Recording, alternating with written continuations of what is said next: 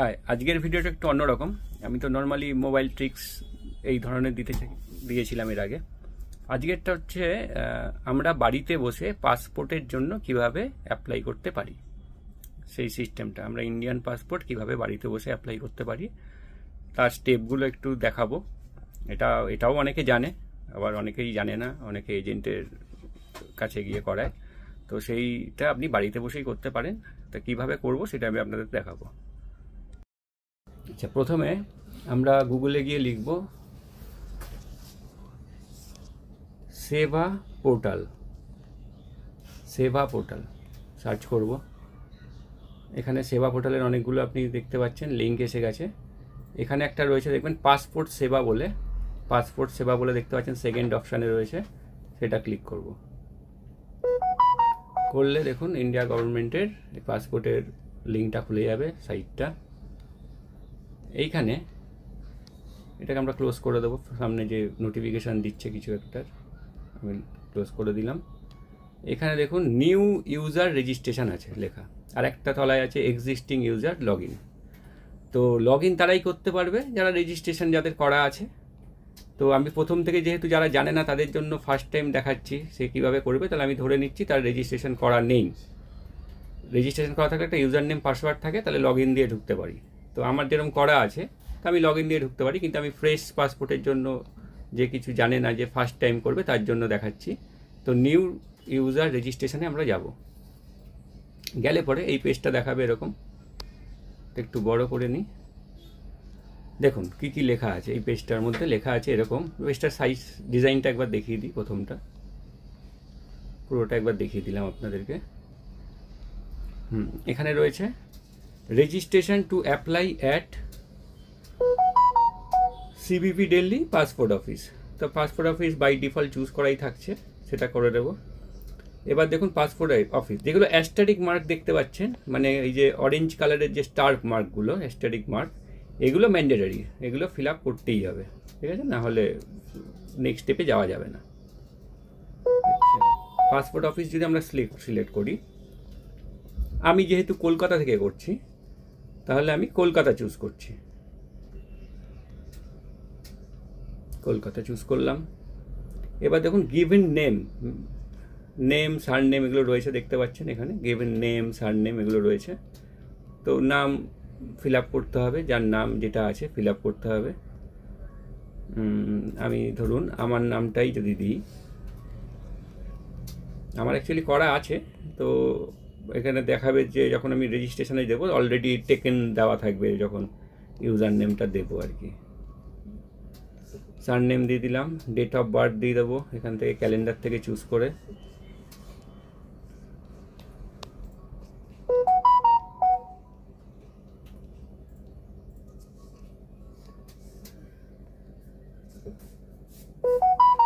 Date of birth দিয়ে দিলাম। Email ID দিয়ে দিচ্ছি।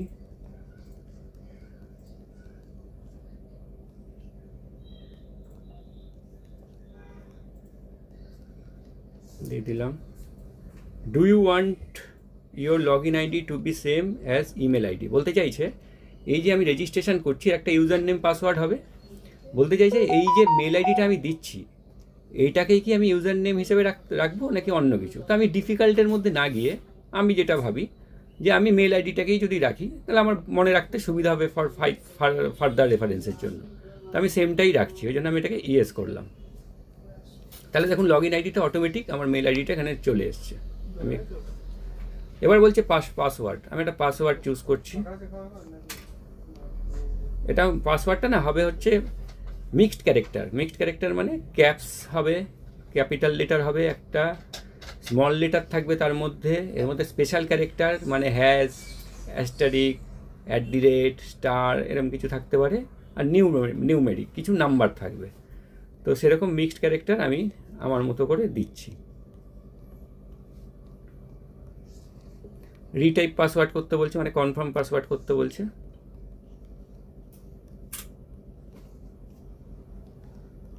করলাম।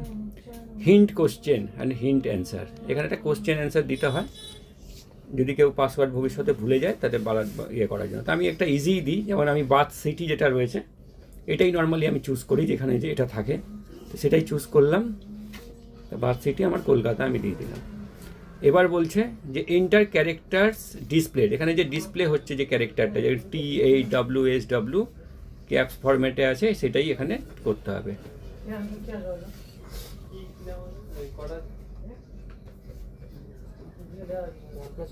করলাম, করার পর দেখুন এরকম জিনিসটা হলো, সবটাই ফিল আপ হয়ে গেছে, খুব বেশি কিছু নেই কিন্তু। করার পর রেজিস্টার। আমরা যখন পাসপোর্ট করতে ভাবি, করার কথা ভাবি, তো ভাবি অনেক কিছু, হাতে ঘোড়া অনেক কিছু আছে, তো এমন কিছু বড় ব্যাপার নয়। এখানে কি লিখছে দেখুন, একটা কশন দিচ্ছে, passport Seva portal is going through the technical refresh and each regional passport office is migrated into the new portal phase wise. You are now being redirected to new portal for application filling, tracking and other. এটা বলতে চাইছে আগে যখন আমরা fill up করতাম এই যে পোর্টালটা থেকে করছিলাম এতে থেকেই হয়ে যেত, এবার এটা করার পর ওরা বলতে চাইছে নতুন একটা পোর্টাল ওরা করেছে ওদের সুবিধার্থে বা আমাদের সুবিধার্থে, তো সেটাতে অটোমেটিক রিডাইরেক্ট হয়ে যাবে, সেখানে নিয়ে ওরা অটোমেটিক চলে যাবে। তো আমি ওকে আন্ডারস্ট্যান্ড করে দিলাম।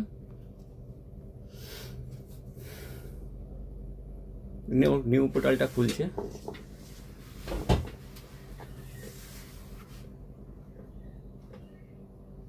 একটু নেটওয়ার্ক ইস্যুর জন্য স্লো হচ্ছে।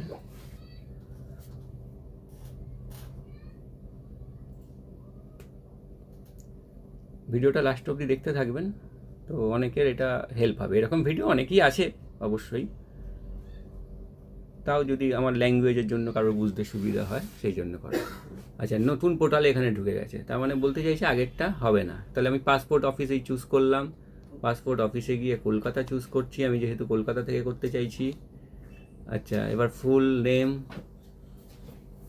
নেম মানে উইথ সার নেম দিতে হবে, দিচ্ছি, এবং ক্যাপসেই দেবেন, এগুলো খুব ভালো। Initial and honour fix, example doctor call are not allowed, মানে কেউ যদি ডক্টর হয় সেই যদি ডক্টর অমুক লেখে হবে না, কেউ যদি মিস এরকম কিছু দরকার নেই লিখতে হবে না, মিস্টার দরকার নেই লিখতে হবে না, ওগুলো জাস্ট নামটাই। তাই ফুল নেমটা আমার লিখলাম,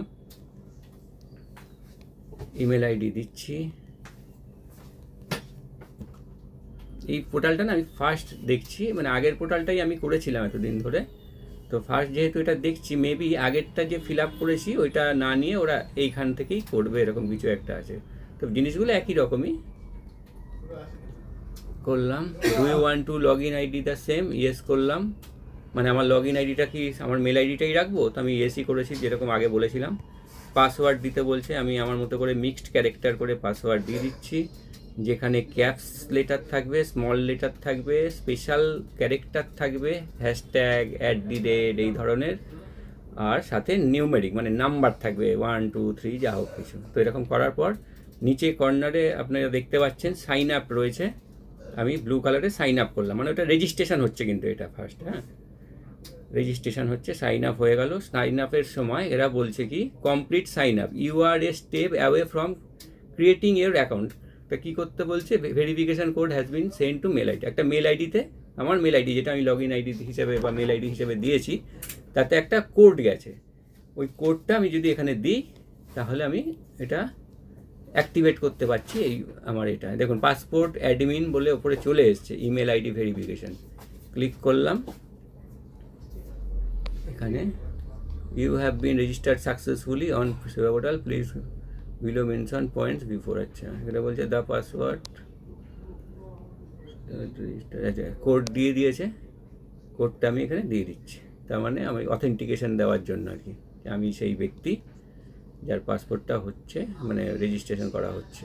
কমপ্লিট সাইন আপ করলাম, এখানে লিখছে your PSP account has been created successfully, please log in to portal, update mobile number and hint question and answer in modify profile action. ঠিক আছে, এবার ব্যাক টু লগ ইন আছে তলায় দেখতে পাচ্ছেন, ব্যাক টু লগ ইনে গেলাম। Back to log ইনে যাওয়ার সময় এরা এখানে বলছে, এবার দেখুন ইউজার আইডি দিতে বলছে, আমি যেহেতু মেল আইডিটা আমার ইউজার আইডি চুজ করেছিলাম আমার সুবিধার জন্য, যাতে ভুলে না যাই ভবিষ্যতে, তার জন্য আমি ওটাই দিলাম। দেওয়ার পর কন্টিনিউ করলে পাসওয়ার্ড চাইবে, পাসওয়ার্ড দিলাম, পাসওয়ার্ডও চাইছে, আবার বলছে ওটিপি থ্রুও লগ ইন করতে পারি, বাই চান্স যদি পাসওয়ার্ড আমি ভুলে গিয়ে থাকি তাহলে ওটিপি দিলে পরে মেলে ওটিপি আসবে, ওটিপি দিয়েও আমি লগ ইন করতে পারি। তো আমার পাসওয়ার্ড মনে আছে, আমি পাসওয়ার্ডটাই দিলাম।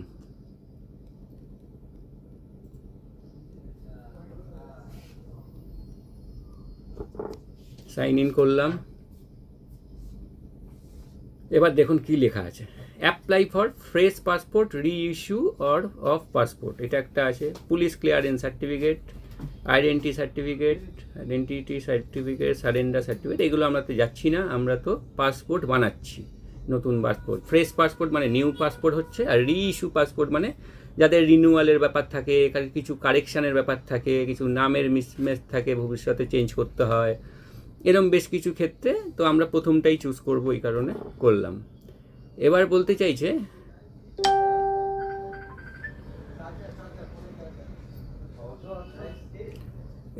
চাইছে if you have ever held a passport, provide the details below, this will help you in filling up your application form, else click on button skip for now. বলতে চাইছে এটা, যদি আমার কোনো পাসপোর্ট আগে থেকে থাকে, যেটা ওই রি ইস্যুর ক্ষেত্রে এটা কাজে লাগবে, তাহলে পাসপোর্ট নাম্বারটা দিয়ে ডেট অফ বার্থটা দিলে পরে, হ্যাঁ, একটা ওটিপি আসবে, ওটিপিটা দিলে পরে আমার যে পাসপোর্টে যা যা ফিল আপ হয়েছিল অটোমেটিক সেই পেজটা ফিল আপ হয়ে থাকবে। তারপর থেকে যেখানে যেখানে আমার এডিট করার দরকার আমি এডিট করবো, এই সুবিধার জন্য এটা করা। তো আমি সেটাতে না গিয়ে, আমি যেহেতু নতুন পাসপোর্টের জন্য যারা করবে তাদের জন্য ভিডিওটা করছি, তাহলে আমি স্কিপ ফর নাও করলাম। এটা স্কিপ ফর নাও করলে এবার দেখুন পাসপোর্ট অফিস চলে এসছে, কলকাতা করা আছে, দেখতেই পাচ্ছেন, এখানে দেখতে পাচ্ছেন কলকাতা। এটাকে নেক্সট করব। নেক্সট করলে বলছে দেখুন ইম্পর্টেন্ট নোট, এর মধ্যে কী কী দিচ্ছে, অ্যাপ্লাই ফর ফ্রেশ পাসপোর্ট, রি ইস্যু পাসপোর্ট, আমি ফ্রেশ পাসপোর্ট চুজ করছি। টাইপ অফ অ্যাপ্লিকেশন, নর্মাল না তৎকাল। তৎকাল মানে যাদের খুব কুইক দরকার হবে, ইমিডিয়েট পড়তে যাবে, চাকরিতে যাবে, তাদের জন্য তৎকাল, বা কোনো মেডিকেল ইস্যুর জন্য। আর নর্মাল জন্য নর্মাল, তো আমি নর্মালটাই চুজ করলাম। এবার পাসপোর্টের দু রকম পেজ হয়, পাসপোর্ট বুকের 36টা পেজ, 60টা পেজ। তো আমি 36টা পেজ চুজ করলাম। সেভ অ্যান্ড নেক্সট, এটা সেভ অ্যান্ড নেক্সট করলে পরে এইটা পেজটা যতটা আমি ফিল আপ করলাম সেভ হয়ে থাকবে। এবার আমি যদি বাই চান্স এই পোর্টাল থেকে বেরিয়ে যাই, তো লগ ইন করলে পরে ইউজার নেম পাসওয়ার্ড দিয়ে আবার সেই ফিল আপ জায়গা থেকেই শুরু হবে। তো সেভ অ্যান্ড নেক্সট করলাম। করার পর আচ্ছা, ওপরে একটা জিনিস দেখেই নি, দেখুন টিক মার্ক চলে এসছে, প্রথমে 1 ছিল, 2, 3, 4, 5, এই এতগুলো স্টেপ কিন্তু করতে হবে। সবই আপনার ওই নিজের personal details, job details, experience details, এইগুলো ফ্যামিলি মেম্বার, এইসব করে করে যেতে হবে। তো এইগুলো করতে হবে। আচ্ছা, গিভেন নেম দিলাম, সারনেম দিলাম, জেন্ডার দিলাম, বুঝে যে যেরকমভাবে ফিল আপ করবে সেগুলো তারা বুঝে যাবে নিশ্চয়ই।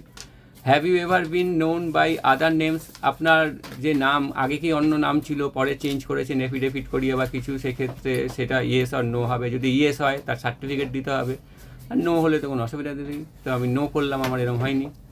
Have you ever change your name, no করলাম, আমার এরকম হয়নি। ডেট অফ বার্থ চুজ করছি।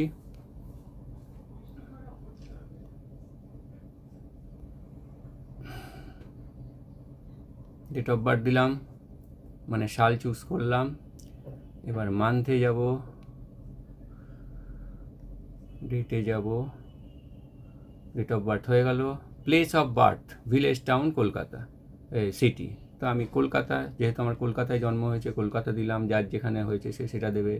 ম্যারিটাল স্ট্যাটাস, ম্যারিড হলে ম্যারিড, সিঙ্গেল হলে সিঙ্গেল, ডাইভোর্স হলে ডাইভোর্স, সেপারেটেড থাকলে সেপারেটেড, উইডো থাকলে উইডো, সেরকমভাবে দিতে হবে। তো ম্যারিড দিলাম। Is your place of birth out of India, যদি আপনার ভারতের বাইরে জন্মগ্রহণ করে থাকেন তাহলে ইয়েস হবে, আর যদি না হয়ে থাকে তাহলে নো। তো আমার নো, তো নো দিলাম। স্টেট, ওয়েস্ট বেঙ্গল, আমি থাকি ওয়েস্ট বেঙ্গল দিলাম। ডিস্ট্রিক্ট, যে যেখানে ডিস্ট্রিক্টে থাকে সে সেটা দেবে।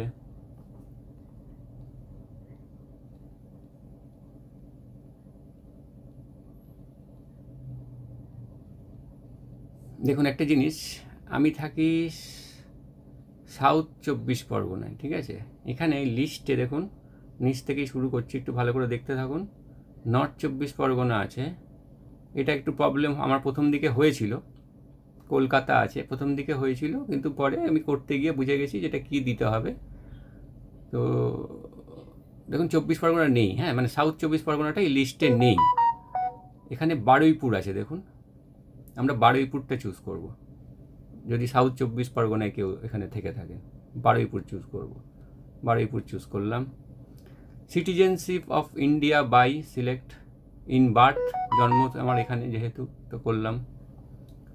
প্যান নাম্বার দেখুন ইফ অ্যাভেলেবেল, এটা ম্যান্ডেটরি নয়, যদি থাকে দিয়ে দেবেন, যদি আপনার প্যান থেকে থাকে তাহলে দেবেন, ইফ অ্যাভেলেবেল বলছে। ভোটার আইডি, এটাও ম্যান্ডেটরি নয়, যদি মনে হয় দেওয়ার থাকে তো দিয়ে দিতে পারেন, যদি থাকে অসুবিধা নেই। এমপ্লয়মেন্ট টাইপ, কী করেন আপনি, দেখুন কি আছে, গভর্নমেন্ট জব করেন, বাড়িতে বসে কোনো কাজ করেন, নট এমপ্লয়েড কিছু করেন না, আদার্স যদি হয় আদার্স, প্রাইভেট ফার্মে যদি কাজ করেন প্রাইভেট ফার্ম, রিটায়ার্ড যদি হয় রিটায়ার্ড, সেলফ এমপ্লয়েড, স্টুডেন্ট, যেটা আপনি করেন দেবেন। তো আমি প্রাইভেট সেক্টরে জব করি, আমি প্রাইভেট দিলাম।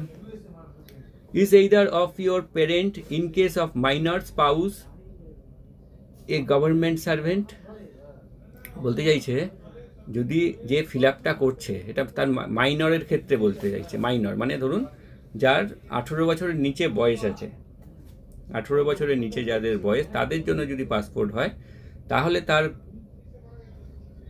মানে বাবা মা সেক্ষেত্রে কি গভর্নমেন্ট এমপ্লয়ি কিনা, ইয়েস আর নো বলতে চাইছে। তো এটা আমি যেহেতু মাইনরের জন্য অ্যাপ্লাই করছি না, অ্যাডাল্টের জন্য করছি, এটা আমার কিছু করতে হচ্ছে না।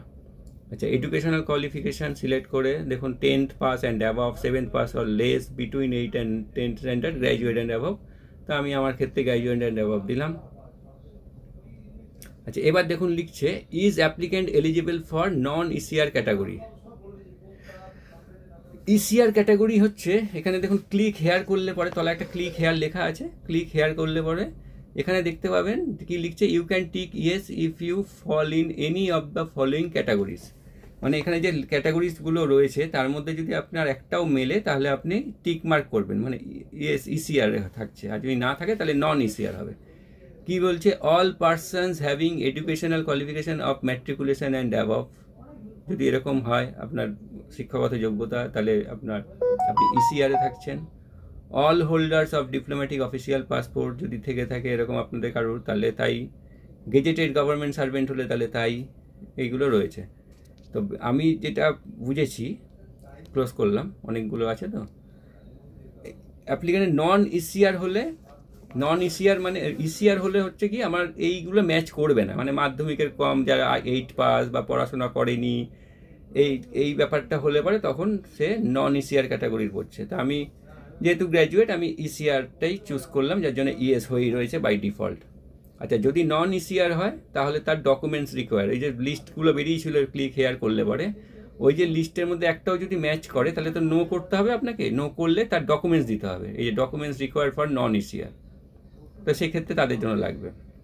ভিজিবল ডিস্টিংগুইশিং মার্ক, এটা হচ্ছে কি যদি শরীরে কোনো রকম মার্ক থাকে যেটা দেখা যাচ্ছে, এরকম ওপেন দেখা যাচ্ছে এরকম মার্ক যদি থাকে দিতে পারেন, কিন্তু এটা অ্যাস্টারিক মার্ক নেই, সেই জন্য দিতেই হবে এরকম কোনো ব্যাপার নেই, নাও দিতে পারেন। আচ্ছা, আধার নাম্বার, আধার কার্ড যদি থাকে, ইফ অ্যাভেলেবেল লেখা, মানে যদি থাকে দিতে পারেন, দিয়ে দেবেন, নর্মালি তো সবারই আছে।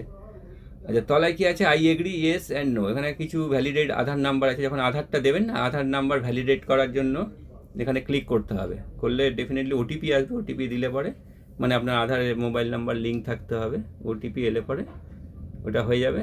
আচ্ছা, এখানে কি বলছে, এখানে একটা টার্মস অ্যান্ড কন্ডিশন আছে ওই আধারের জন্য, সেটা ইয়েস করে দিতে হবে আধার নাম্বারটা দেওয়ার পর। তা করে সেভ অ্যান্ড, কারণ আমি এখন আধার নাম্বার দিচ্ছি না, যেহেতু আমার পাসপোর্ট অলরেডি আছে, তো আমি জাস্ট দেখানোর জন্য এটা করছি। সেভ অ্যান্ড কন্টিনিউ এই ডান দিকে আছে।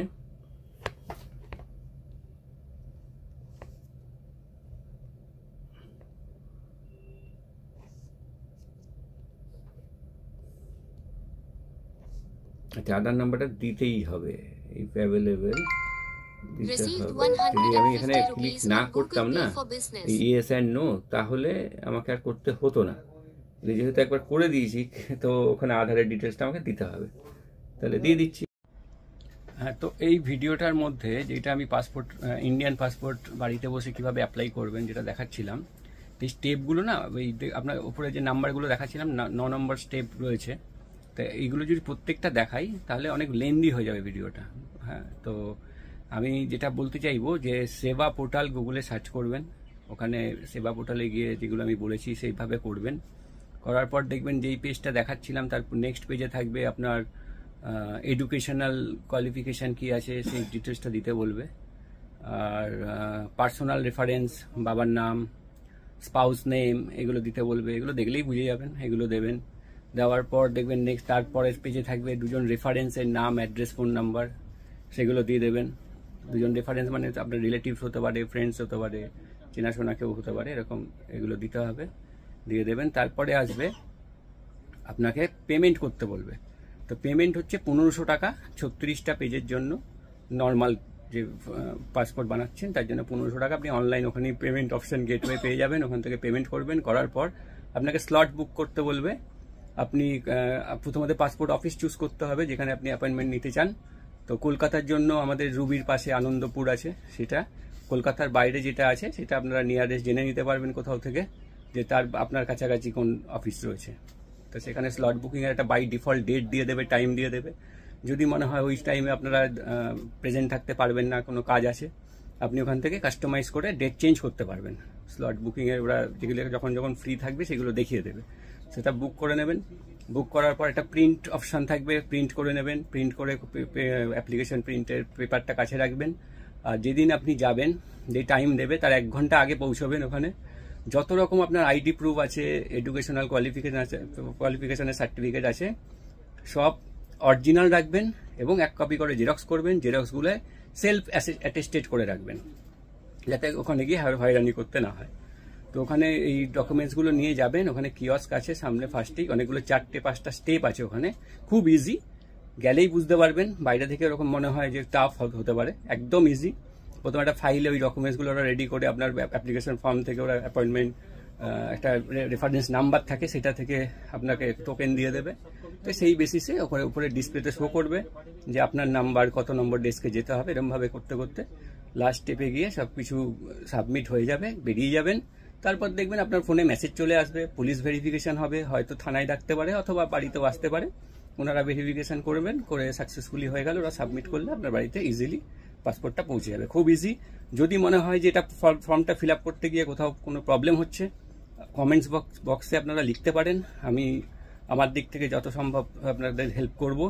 এর জন্য এটা আমার কোনো মানে চার্জেবল নয়, এটা ফ্রি অফ কস্ট, এটা জাস্ট হেল্প করার জন্যই আমি করব। তো আপনারা ট্রাই করবেন, যারা যারা এখনও করতে পারেননি বা করবেন ভাবছেন, খুব ইজি। আর সমস্যা হলে আপনারা লিখবেন, আমি তার সলিউশন দিয়ে দেবো। থ্যাংক ইউ, ভালো থাকবেন।